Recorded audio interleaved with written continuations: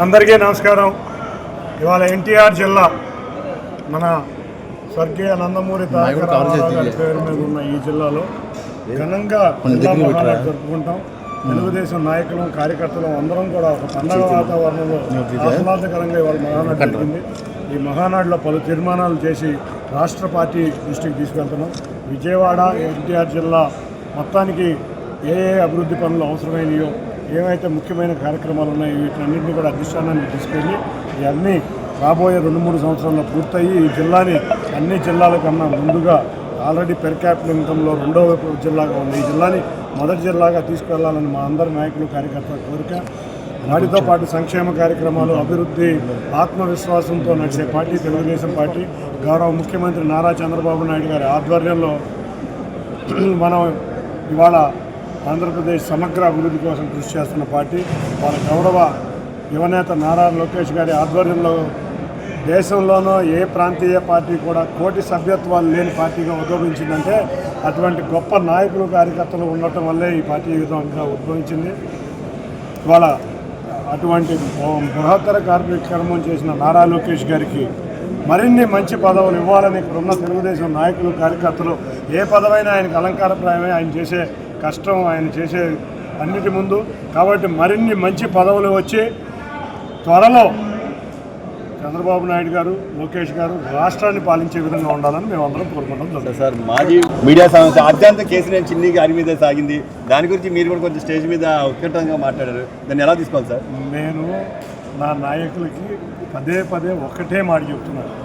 జగన్ రెడ్డి ఏదో మాట్లాడేది నేను మాట్లాడను. జగన్ రెడ్డి పరిస్థితి పులివెందుల ఎమ్మెల్యే, మా నాయకులు కార్యకర్తలు మంత్రులు ముఖ్యమంత్రులు ఉన్నారు. నేను కూడా 7 నియోజకవర్గాల్లో గెలిచిన ఎంపీని. ఈ పులివెందుల ఎమ్మెల్యే నా స్థాయి కూడా కాదు. నా స్థాయి కాని వ్యక్తి గురించి కానీ ఆయన మాట్లాడాడు కాబట్టి మాట్లాడుతున్నా. నేను ఏదన్నా చెప్పుకోవాలంటే మా నాయకుడికి, మా యువనేతకి, మా తెలుగుదేశం పార్టీ నాయకులకి, కార్యకర్తలకి, నన్ను విజయవాడలో భారీ మెజారిటీతో, రికార్డు స్థాయి మెజారిటీతో గెలిపించిన విజయవాడ పార్లమెంటు ప్రజలకే చెప్తా, జగన్ రెడ్డి ఎక్కడ స్కామ్ జరిగిందా లేదా? మీ ప్రభుత్వమా కాదా? మా ప్రభుత్వమా? లిక్కర్ స్కామ్ జరిగిందని ఒప్పుకుంటే, నిజమని ఒప్పుకుంటే 3600 కోట్లే కాదు 1,00,000 కోట్లు అని చెప్తున్నారు కొన్ని టీవీలు చూస్తే. 3600 కోట్లు డిక్షనరీస్ దగ్గరే, కానీ షాపుల్లోంచి 1,00,000 కోట్లు అంట. ఎప్పుడు కూడా క్యాష్ పేమెంట్స్ జరిగినాయి.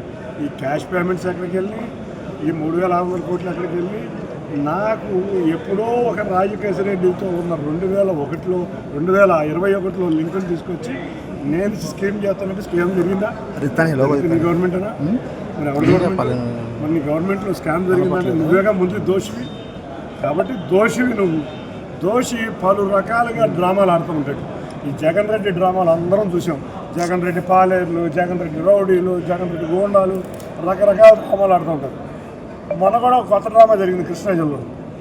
మేము ఎక్కడా తిరుగురు ఆపలా. ఆ రోజు ప్రశాంతంగా తిరుగురు మున్సిపల్ కౌన్సిల్ అంతా ఓడింది. కౌన్సిలర్ని ఎక్కడ ఆపలా.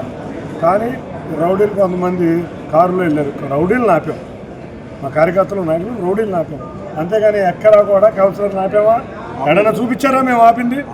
మేము ఆపిందే రౌడీల్ని. మా కార్యకర్తలు కానీ మా నాయకులు కానీ ఏ కొండూరు రావద్దు అని ముందు రోజు చెప్పాం.